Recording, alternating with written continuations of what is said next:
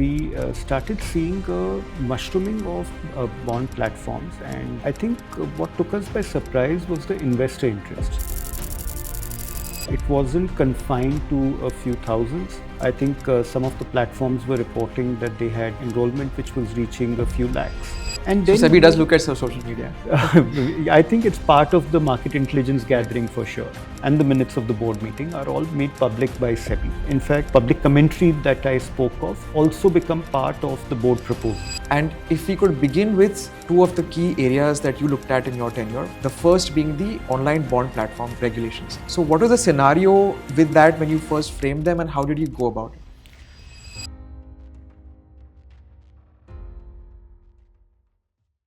Hello and welcome to the Thefynprint. I'm your host Neil Borate, and today we're going to give you something very unique, an insight into the regulatory mind. Now, I've been a journalist for many years, and I've done many interviews and press conferences with officials in SEBI and PFRD and other regulators. And you will find those and lots of other media interviews in the public domain. But typically, those interviews are restricted in terms of what gets asked and how it is answered. For the first time, I think we have somebody as senior as Pramod Rao, who was executive director at SEBI, joining us. Pramod Rao has recently moved on from SEBI, and many of the things that he dealt with are live regulatory debates, areas in finance. So Pramod, it's a privilege to have you with us. And if we could begin with two of the key areas that you looked at in your tenure, the first being the online bond platform regulations. So what was the scenario with that when you first framed them, and how did you go about it? Right. Thanks, Neil. Pleasure to be here on Thefynprint. I think the way I would tell you is that just around COVID, we started seeing a mushrooming of bond platforms, and I think what took us by surprise was the investor interest, that it wasn't confined to a few thousands.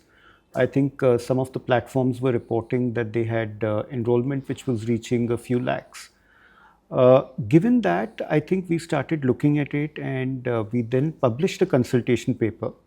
I would also say that the maturity of the bond platforms which were operational was quite high. They reacted positively to our consultation. They welcomed regulation, so as to speak. And it made our task at the regulator quite easy with that, since we weren't in dispute about what was the objectives. The objectives of our consultation were also, one, to saying, okay, here is something which is of interest to a lot of investors.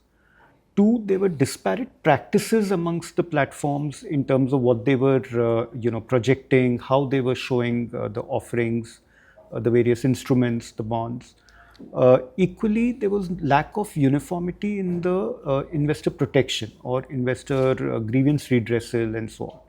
So we looked at it as an opportunity of saying, okay, can we bring that uniformity, not necessarily on what and how they show things, but at least in terms of what an investor should expect from such platforms. There should be no misleading statements, advertisements, etc. Correct. And I think that led us into both the consultation, and I think it was amongst the one which attracted quite a lot of feedback. And like I said, it gave us confidence to saying, okay, the platforms are also being positive about it. The investors also welcome this. And we went on to then create it. Right. And can you give us a timeline? So how long does it take first to publish a consultation paper, then to go through? I mean, I can't even imagine how much feedback you'd have to go through. Right. So I think one, there is this market intelligence gathering which keeps occurring at various regulators, SEBI included, which is just keeping an eye out on what is brewing, what is going on. At times there are concerns which also other regulators or authorities may write to us and say there is something happening. I think that leads then to sort of both a soft discussion within the room, within the departments, to sort of say, is this something we should look at?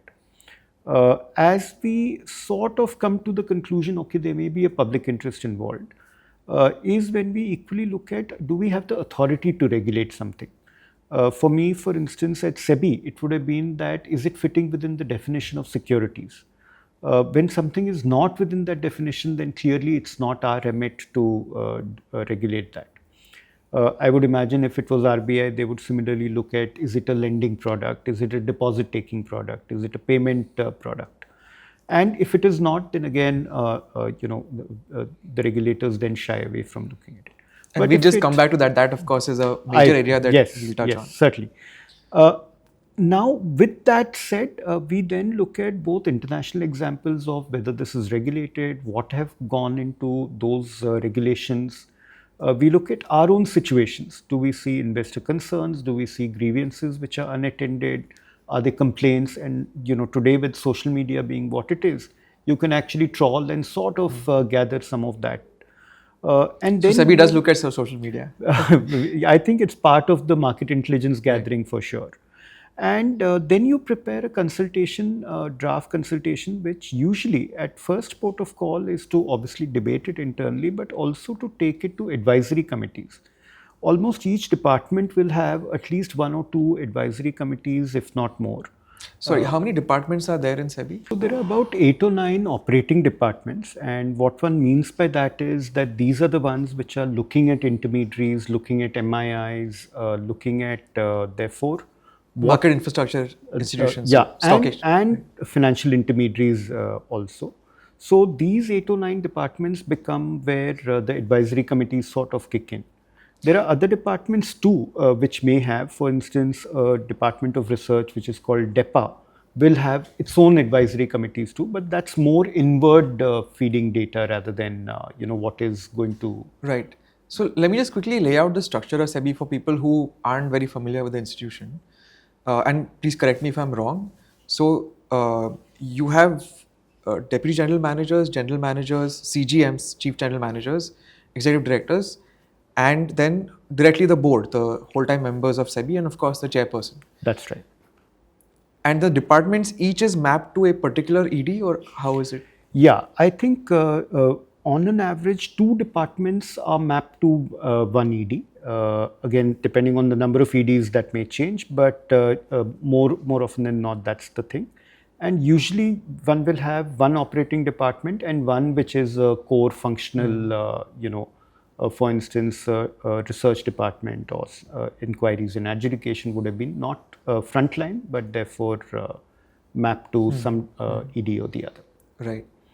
And so you would have directly reported to the whole-time member in charge of. That's right. So whole-time member has 3, 4, or how does it? Yeah, typically there would be about 3 or 4 EDs who report to one whole-time member.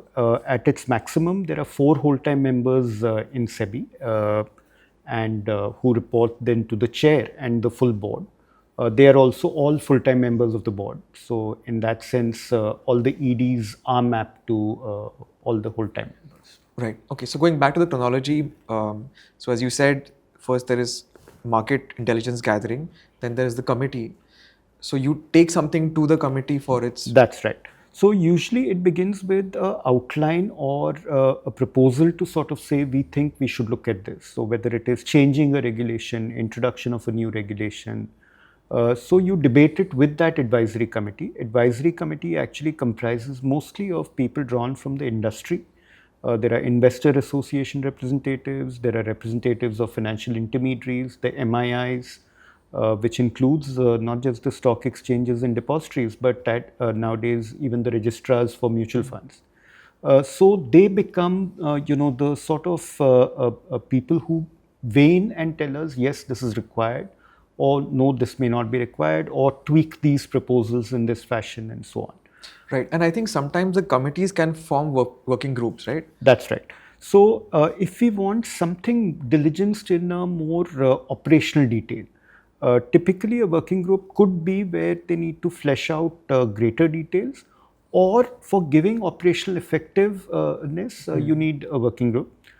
So it's both as a matter of practice constituted when you need a more concentrated effort around certain areas. Yeah, I mean, I've had the privilege of serving on 2 working groups. There you are.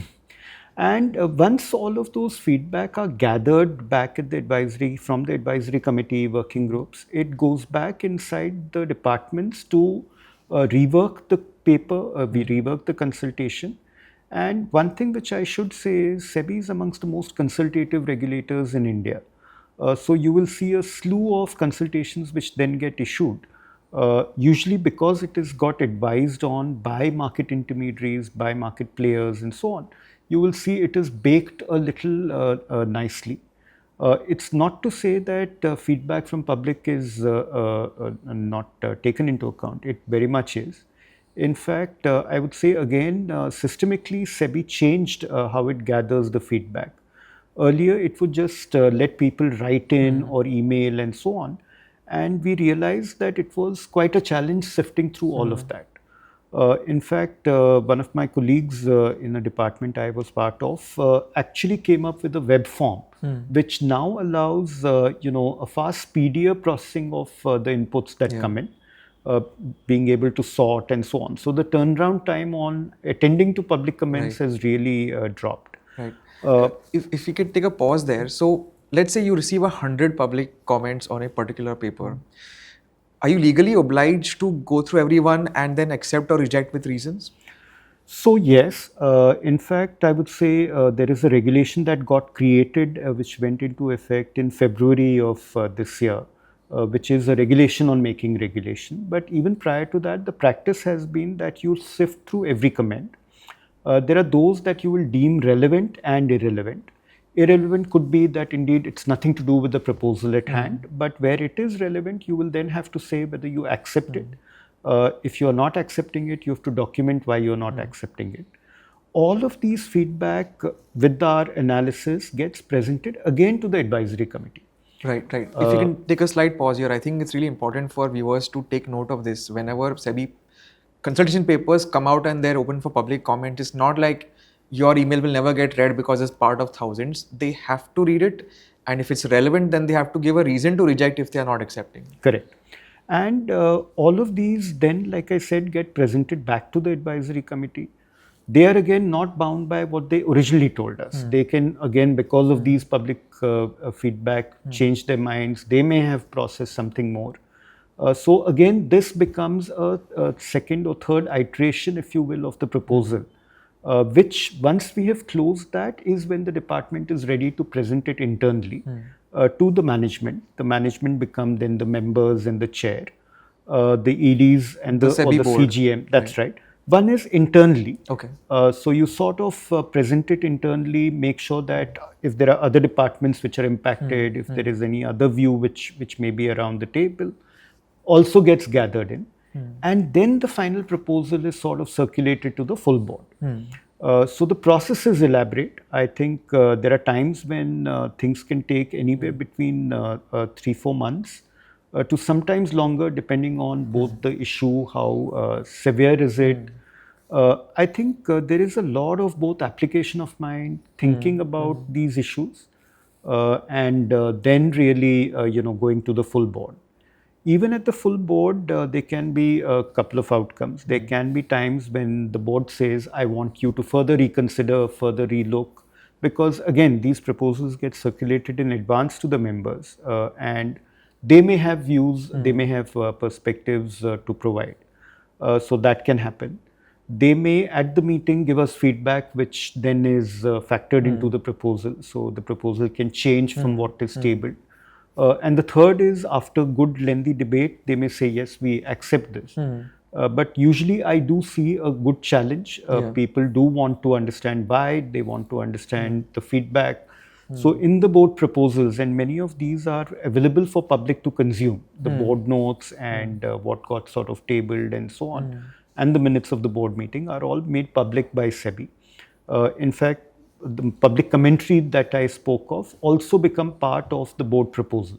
So our external members of the board also get to see what was the public feedback and so on. Right. So all of it together then results in a regulation getting approved or a change in regulation. Right. A brief pause here. So as a journalist, I'm used to seeing a lot of SEBI board minutes released on the website. And of course, there's a press conference and things get asked and explained. But does the board go into the minutiae of the regulations, or they just say in principle this looks okay and then it's sent back to the department? No. In fact, the SEBI departments are required to, as annexure to their proposal, put the draft regulations as well. Right. And I have seen board members equally read through those and Right. comment sometimes on that. Right. Again, we have a very robust review internally. Our legal department at SEBI sort of reviews all of the. So the draft regulations match the proposal. Right. So there is very little inconsistency Right. which happens. Only if the proposal is sort of changed, like I mentioned, either they might give us recommendations in the meeting, in which case we go back and revise that. Right. That the board may say we leave to the discretion of the member and the chair Right. to finalize and reflect it as per what our Right. guidance was. But if, like I said, otherwise, so people do get to see it and people do comment on the draft regulations. And I think after it is approved, like you mentioned, there is a press conference held. Usually all of the headline items of what was approved are indeed shared at the press conference. A cycle time then follows of the minutes once they are formally approved by the board members. Then the draft regulations are sent to the Gazette of India for being published. On publication, usually the regulations come into effect unless there is a forward date given. So all SEBI regulations have to be published in the official gazette. That's right. Not so for circulars, which are usually more operational in nature, but any regulation or changes to regulation have to be published in the Gazette and are effective usually on the date of publication, or if there is a forward date, so it will say with effect from 2 months or 3 months from the date of publication. Right. No, that's an interesting distinction that people may not know. So there are levels of regulation. One is called a regulation and goes into the official gazette. The other is circular notifications as well. Yes. There's informal guidance also, which is a kind of Correct. So within the hierarchy of lawmaking, I guess the parliamentary made statute is obviously reigns supreme. That's in SEBI's case, the SCRA, the SEBI Act, the Depositories Act. And usually all regulations that SEBI makes are under one of these three acts. And those regulations indeed have to be published in the Gazette. I described the regulation making process. At an earlier point in time, there were rules also, but the rules were made by the central government. But I think as SEBI acquired both the skill set and experience, usually the rules are not made anymore. It's more the regulations that drive. And circulars get issued, which are notified under these regulations. So there's a big, sort of review of always looking at which is the legal anchor under which you sort of frame your regulations, issue your circulars, and so on. So most circulars will end with the reference to under which regulation. the umbrella law. That's right. So that's the broad process. Absolutely. And how long does it take? So how long did the bond regulations take? The bond regulations would have taken anywhere from, we issued our consultation probably end of July of 22. I think by the time we went into regulation, it was closer to Jan-Feb. So it was, like I said, all this involved process of gathering the feedback, fine-tuning the drafts and so on, and then. So 8 odd months roughly. Yeah. Some regulations, some changes I've seen happen swifter. I think usually the end period, I would say, is roughly 4 months. So typically by the time you finish one board meeting, you start looking at, other matters. Because you have to do public consultation, because you have to go to advisory committee, usually there's a cycle time. So most departments will pick and sort of see what kind of agendas do they want to do. Right. And if they are heavy agendas, they need time. Yeah. No, I mean, reflecting back on the past 5 years, and most of that was your tenure, SEBI has had to deal with a galloping bull market, the explosion of F&O, the rise of unregistered influencers, so many things that were just not in the picture in the previous 5 years. Exactly. And I think this is a market dynamic. To my mind, amongst all the regulators within the country, I think SEBI has the maximum number of intermediaries. Certainly investors, while they may not be as many as, let's say, the banking sector has. But the number of banks are probably much more smaller, or number of NBFCs much more smaller than the intermediaries that SEBI has to regulate. Yeah.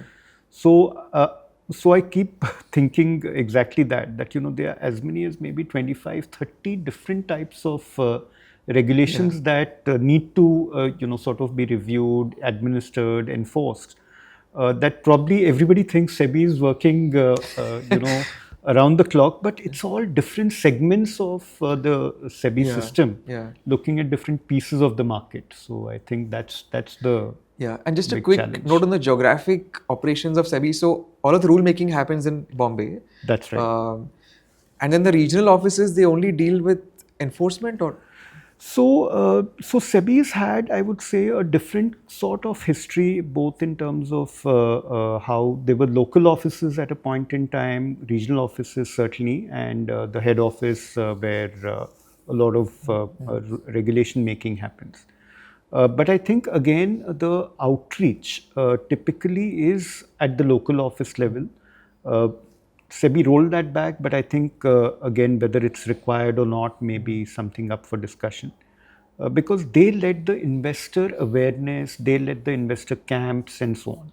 A lot of that is done by the exchanges and the right, depositories through their investor right, service centers. right, Regional offices become where there is accumulation both of, I would say, the departments that need to both act on enforcement issues, but also there is a lot of inspection, lot of, looking at intermediaries which may be right, in that right, area, right. in that region. Got it. So yes, and of course people do get transferred. So it's not that it's just that they are Right. only siloed there. Yeah, yeah. People do move between offices, between from local to regional Yes. to head, and vice versa. Vice So versa. Yeah, yeah. Okay, so let's turn to the other major area of regulations that you looked at, which was REITs and SM REITs, real estate investment trusts, and small and medium real estate investment trusts. And the idea is pretty massive if you think of the core, which is that why not make real estate, which is a large, lumpy, difficult asset, investable, tradable in small amounts, and to retail investors.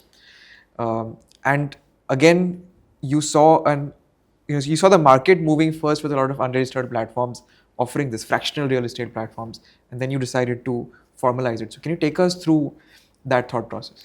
So it was in 2014 that SEBI actually came up with the REIT and InvIT regulations, and I think again it's an Indian feature. Most countries, I think, combine the REIT and InvIT into one definition. I think India chose differently for our own reasons, which is that we wanted to, I guess, lay a separate emphasis on infrastructure development and so on. Having said that, I think the first takeoff point really occurred a few years later, which is around 2018, 19, when the first of the InvITs and REITs came around. Got listed. Yeah, got listed, got offered to investors. So there was a period of inactivity, and again, I think my colleagues sort of shared that the original regulations didn't satisfy the players into coming into operation, into launching REITs and InvITs, and so on. So I think there was a slew of amendments again carried out, and which again speaks to, I think, SEBI's flexibilities that they are willing to listen to market and change the regulation. So 2017, there were a bunch of amendments which facilitated then the launch of REITs and InvITs. Uh, I think again when that happened, there had been a line drawn in the REITs which sort of said that any offering has to be at least of assets in the REIT of 500 crore or more.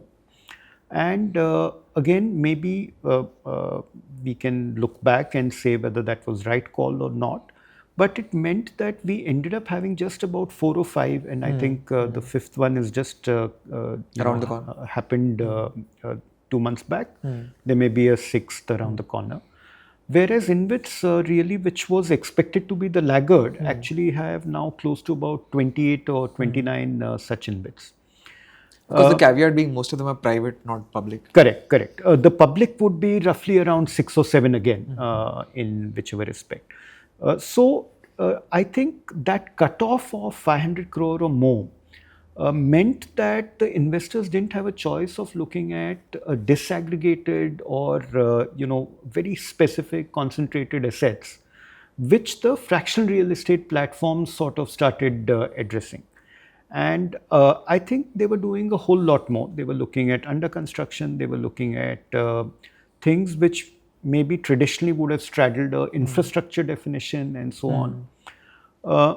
I think what concern again came was similar to what I described around online bond platforms, that there was lack of uniformity in how they were both presenting the offers. Some of them were organizing their offerings also very differently.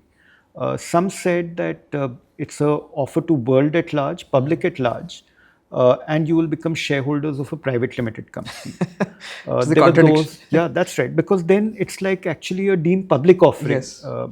There were those who said, we will make this offer, but you will become a member of a LLP. Right. And, I think there were all sorts of structures. There were those which said, you give us a power of attorney and we will be acting.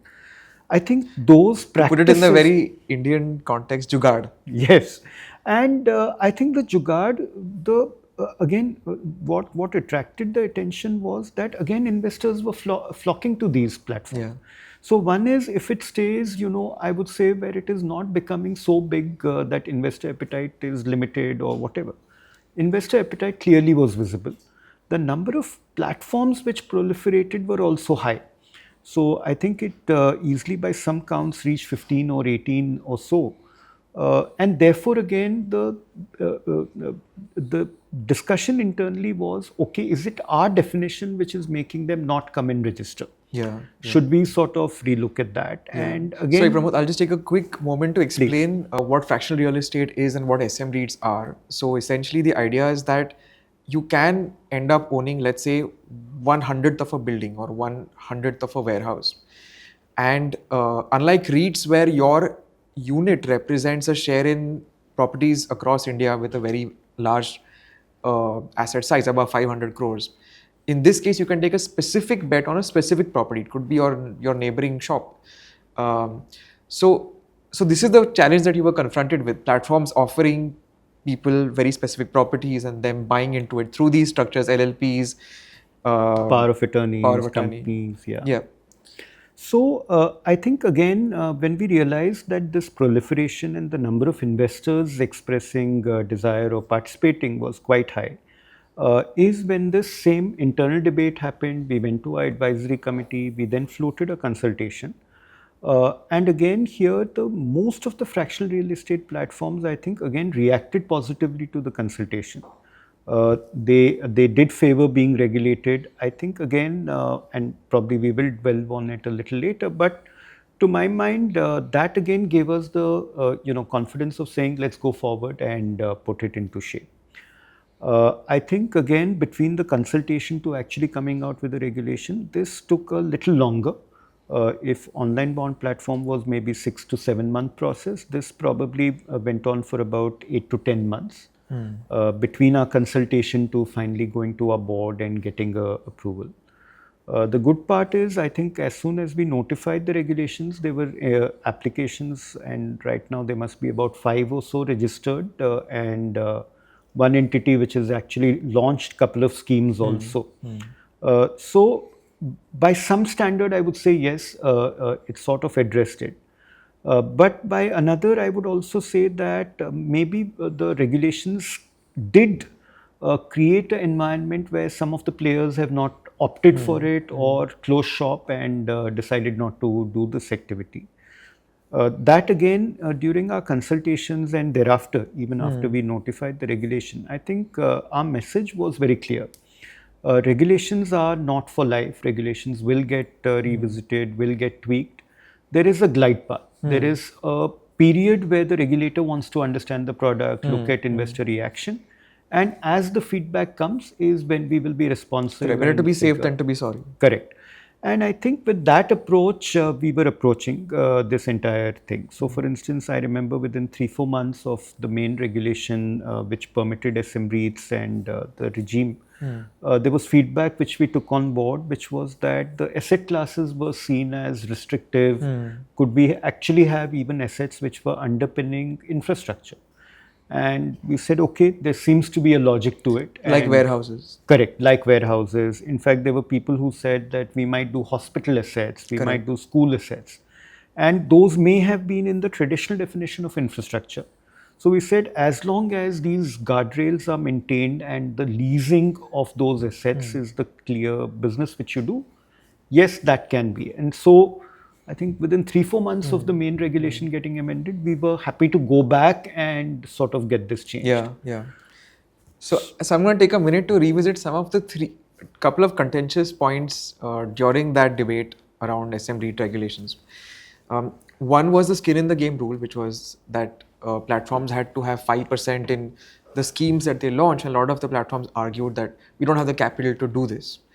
So that's a somewhat procedural point. So that is one. I think there are two others which go to the heart of the problem. One is that should one have under construction property as part of this or not? A lot of platforms builders say that the real juice, the real big returns are under construction property, whereas completed and revenue generating, which is what SEBI requires, essentially gives you a 6 to 8% kind of yield. So it's okay. It's like debt, but it's not exciting. And as chance or destiny would have it, one of the players that was arguing for it had some under construction property that went into default. Investors complained, and I was seeing all of this from outside, and it was amazing to see history play out in such a short span of time. That player then had to take back its application for an SM REIT, and in a sense, SEBI's stance stood vindicated that this could have well happened inside an SM REIT, and then, of course, a lot of people would have pointed fingers at SEBI. So that's one, under construction property. The other is just plain land, right? A lot of people argue on social media that, all of you guys, you personal finance writers, etc., focus on flats and housing, but the real money is to be made in land. And there is no way of buying land in a relatively safe manner. You have to deal with local goons, encroachment, bad titles, disputes, all of this. So from my end, two questions really. If you were still, if you're another term at SEBI and all of these things came back to you, would you evolve the regulations to accommodate some of these things? And if not, if this can't be dealt through the SEBI structure, the SM REIT structure, is there another solution? So, one, of course, it's now moving into speculative realm. So, permit me that, qualification to say it is obviously subject to all of these processes that I described of internal discussion, debate, advisory committee, and so on. I think if we had to look at what could SM REIT 2.0 look like, I would sort of argue for maybe a little bit of parity with the regular REITs. In regular REITs, 80% of the assets have to be revenue generating. Up to 18 to 20% can be under construction. Now, here we began by saying no under construction. I think it was a logical, correct call at the time. Yeah. But if investors do want, and as you said, maybe a little bit of the juice lies in that under construction, maybe that might be the sort of one change to make. Why? Because I would again say that if regular REITs have demonstrated that they are disciplined enough to do it in a particular way, then maybe we can sort of say the SM REIT should also be capable. So I would say maybe that would be one. The second, I think we made it very strict in terms of saying that it will only be the platforms which can become a SM REIT IM, investment manager, and which is where the skin in the game, etc., got aligned for them. That skin in the game, incidentally, is the same for regular REITs and InvITs, so it's not, in my view, a difficult thing. But one of the things we ended up excluding was the builders becoming sponsors themselves. Again, in regular REITs and InvITs, they are a key component of being sponsors. Yeah. And I think, again, as long as we are very conscious that these are related parties and they are doing related party transactions, and there is full disclosure, the investors know what is going on. I think if it's again working in the larger realm, then can it be made to work in the smaller SM REIT? These would have been the two I would have said should be debated, should be looked at in SM REIT 2.0. Vacant land, I would continue to say, is too speculative. Right. I think if there is no breaking the ground, if there is no under construction activity and so on, then this will become another way of fueling that speculative investment. Right. So I wouldn't have, at least personally, been in favor Yeah. of sort of looking at that. But these first 2 points, like I said, I would have brought the parallel to looking at regular REITs, looking at the players, that are they acquitting themselves with good, sort of thing, and therefore that should this be opened up. Again, the setback that you mentioned may be a setback which will cause folks to just say, can we just wait a little more? Because right now only one player is the one which has launched couple of Yeah. schemes. The other 3-4 have yet to make a Yeah. debut. So maybe they may want to wait a little while before they tweak it. So yeah, that's at least how I would summarize my sort of thoughts. Okay. Now, while you were creating the SM REIT rules, on a parallel track, there was a lot of debate around tokenization of land and real estate, and you addressed this in a speech to the Bombay Chamber of Commerce, where you said that SM REITs is the regulated and proper way to do it. With tokenization, you gave the example of a parking lot where in a REIT, you're getting a share of the parking lot of its total revenues, whereas in a tokenization form, you're getting maybe one sublot, and that sublot may not generate the same revenues. The parking attendant might discourage parking there, or any kind of Right. issue might happen. So, do you believe that there is a way to solve tokenization in a way that brings it on par with SM REITs, given that there is, of course, a momentum, some folks are interested in it? So again, I think SEBI has tended to regulate things which are both securities in one sense, and I think a lot of these instruments, and I think that was the point I was driving home at, that these are pooling vehicles. So when they bring together disparate investors, you are treating all investors alike is being a principle, whether they be mutual funds, REITs, InvITs, SM REITs. I think in tokenization, the risk I was pointing out is that when you lack that pooling, you are exposed to a different level of risk, and A higher level of a much higher level of risk, because then it is focused on that particular piece that you have.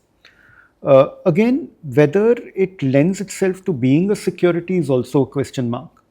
So I would say there are two sort of challenges which one has to deal with. But I think my view was that if the regulated product is as good or is able to deliver, then do you need an unregulated solution? I think maybe the debate beyond real estate is something I might be more in favor of. And I think IFSCA had put out this January, a paper on real world asset tokenization. I would favor something like that, which is that you look at things which aren't at all having a regulated peer, and therefore can you do something about it? Okay. Or are you prepared that yes, tokens could get classified as securities, in which case, how do you sort of deal? Do you have an initial token offering? Is it equivalent to IPO? Do you deal with it on the exchanges, or do you have token exchanges which sort of deal? Then I think we are moving into a very different realm, if you will. Yeah. And maybe it warrants debate, it warrants discussion, because I do know, for instance, Nandan Nilekani has talked about Finternet, which is again tokenization of financial assets. And again, by way of abundant disclosure, I am sort of associated with the Finternet labs. But I would again believe if they are doing regulated products and doing it in a way that makes it very, very transparent to the investor what they are getting, the risk they are signing up for, I think I would favor that. But I wonder what the market case for it is. So, if I take something as basic as a share, which is a regulated traded instrument, why would I need a token that? I sort of agree with that, but I would equally say I think what everybody is seeking to do with tokens, my understanding, is the programmability of that token. Right. So, of course, can we have what we currently have in our financial system mimic or replicate that? Perhaps. But I think that is the aspirational thing about programmability, which drives a lot of token projects. So, for instance, saying that if this happens, then this token will move from my hand to yours. Okay. Today, I think we permit that transferability of, let's say, demat shares or whatever, but it is a one-to-one action. I can't program it without the depository or the depository participant being in the loop and carrying out instructions. So I think that is one way that people who create tokens look at it. The other piece is about whether it can be security. And to my mind, again, demat shares can be pledged. And the pledge, when you invoke it, results in crediting to the person who's got the pledge in their favor receiving it. So I think it's about technologies. So if the depositories can actually up their game and say we will make it programmable, maybe the case for tokens will actually reduce to that extent. Now, whether we are prepared, and I'm saying depositories address maybe 50-60% of our securities. The other portion is mutual funds, which are not held in demat mode by and large. They are statements of account. But there again, you have two key institutions which hold the keys to the kingdom, so as to speak, CAMS and KFintech. So again, if programmability is allowed into these assets, maybe the case for tokens reduces to that extent. Right. But can you give us an example which shows the power of programmability? So I would imagine, for instance, if there was margin funding, if there was taking a loan against security, and there were triggers which were breached, or you wanted therefore those securities either to be disposed of or more to be summoned from your holdings. I think programmability would do that. Okay. I would also say that if you wanted to, the securities lending and borrowing that people speak of, could you do that with tokens in a more easier fashion, perhaps? Again, it is in a way a newer technology, and maybe that is why a different cohort of people is looking at this rather than those who have built our traditional financial instruments. And so Pramod, just to sum up your view, you think that tokenization should apply to regulated assets only? So I think I would bifurcate that into two or maybe three. One, if the token is of a regulated financial product, by its nature, it should not defeat the regulatory intent. I think that should be, whatever the token makers are doing. So if it is underlying is shares, if the underlying are units, underlying are other types of securities or FDs or what have you, they should not break or breach what the regulatory intent was. I think that would be one if they do it for financial assets. I would say that the real world assets being tokenized would be the second realm. So there I would talk about what is not available in the financial sector at all, could be the ones which could be considered for tokenization. So I'll take an example. For me, for instance, can you tokenize a ship? Right? Interest in a ship could, through tokens, maybe make you and me owners of a ship, and given our focus on, let's say, maritime, maybe it might be something the country also needs of people being mobilized to invest. Now, a ship can't be bought and sold in the regular financial market, so I would talk about that as a real world asset. But in this, you would not include land. So I come back to land, purely vacant land, as a challenge on speculation and what can drive that. But if it is constructed assets, I would again say, why you not already in a REIT or a SM REIT? And if there are things which maybe those can't accommodate, then maybe a token. But yeah, vacant land, I don't know, maybe you call me a more conservative. Fair. There will be people who are interested in it, and maybe finally they will find a solution which works for them on that as well. But yeah, that's how I would sort of break down the token worlds into all of this. The third type of token, of course, is what are on virtual assets, or what are the equivalent of probably not having a real world asset backing NFTs. it. That's right. Now, those again, beauty lies in the eyes of the Yeah. beholder, as they say. So people attach value to some of that, and Yeah. best of luck to them. Absolutely. All right. Pramod, so before we conclude, I think I want to bring up one last thing that you addressed in your tenure as SEBI. And I think from the common man's point of view, probably the most useful, which is that you made succession, smoother succession a possibility by bringing in things like your common account statement into the DigiLocker and then programming DigiLocker such that you can nominate someone to receive all of those documents, those records upon your demise. And not just that, but it can happen automatically in the sense that the registrar informs the nominee. So tell us a little bit about that insight and how it came about. So, one, of course, I think it was a collective effort, and a lot of colleagues who spent time on that, and also the blessing I think we got from our top management and the board. I think the genesis, at least for me personally, was I collaborated with ARIA, the Association of Registered Investment Advisors, in writing a white paper on how nominations could be reimagined to make succession smoother. I think it was coming off on the back of what we had seen as deaths during COVID and its aftermath. And you could see families struggling with their main wage earner or person who had created these assets passing away, and how could they both know about it, how could they access it. And I think, the lawmakers and policymakers, when they imagined nominations, I think it was to make life easier for the survivors. And yet, I think we turned it on its head and said that this is a discharge for the institutions rather than, as a benefit to the people who are grieving and maybe in need of those access to the assets. So that was, I think, the fundamental driver. And part of the reimagination was sort of to say, okay, how do we make sure people come to know about it? And I think that was one of the beginnings of saying that in the SEBI ecosystem, the KRAs are, the KYC registration agencies are really embedded across all intermediaries. We had one more unique feature in the securities market, that all investors are identified with their PAN.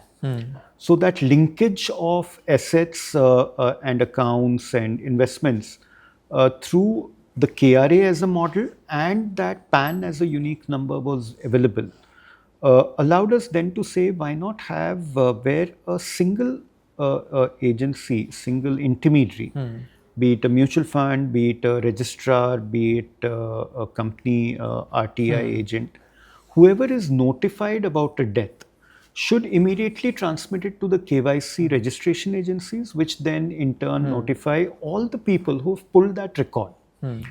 And those people then have an obligation, the KRAs have an obligation of verifying that indeed the death has occurred or not. And once they have marked it as yes, death has occurred, two things happen. One, the account gets frozen, so there is no pilfering, no misuse of what is lying in those investments.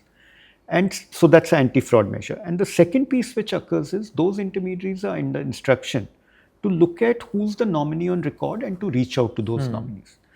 Now, we therefore reversed it where the survivors had to trace the assets and then knock on the doors, where here you would actually get intermediaries calling out. And I remember reviewing statistics, which was almost 6-8 months back. And what the KRAs reported to us is that as much as about 20-30,000 crores of assets actually have got distributed with this method.